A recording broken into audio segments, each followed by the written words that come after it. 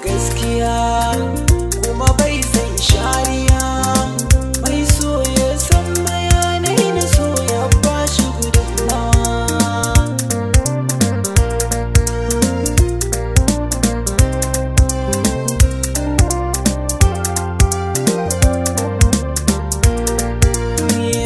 Labarin zuci kan fi saka bi nazari a masar da na wanzuwa. Idan ka rike abin so da gaskiya ka san maganin damuwa.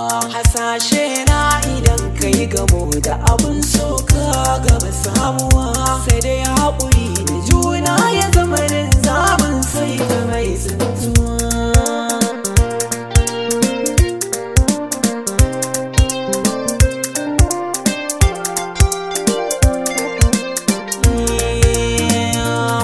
Sha'ani da so ya fi da makar zaki dai yawan girgiza, da ciwo na sake sa a zuciya shiga da'ira da an gaza. Misalan so da dama ya sa da zuwa wasu si ta tabar gaza.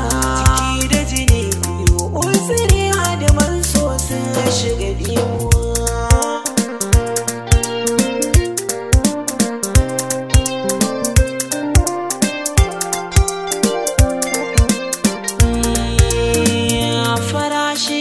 Bishiya cikin littafin so da na bincika. Misalin so kamar wanda ya yi kudirin harbi yakan dau baka. Shi ma haka ne idan kai shirin rosawa ka rasa mafaka. Jawabi na alamatar da kuso yana da sufa zai da tsuntsuwa.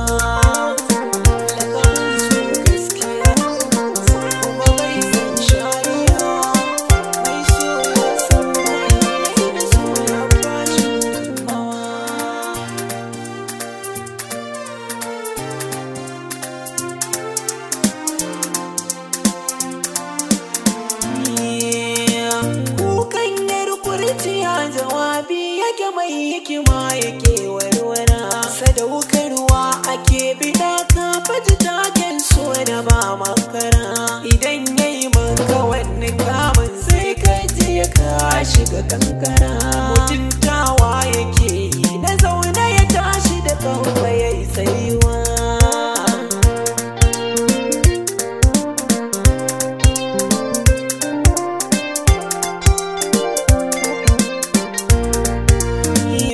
Ku yi mini uziri tun da ni ma ban wuce so ya sauya ni ma. Tun da na yi gamo da shi ya yi kwance jini na ya saka da zama. Ya zama abin faɗi na da ce ko da shi ba zan bar shi ba. Zan yi ka to ƙararre da so ba na shiga duniya samuwa.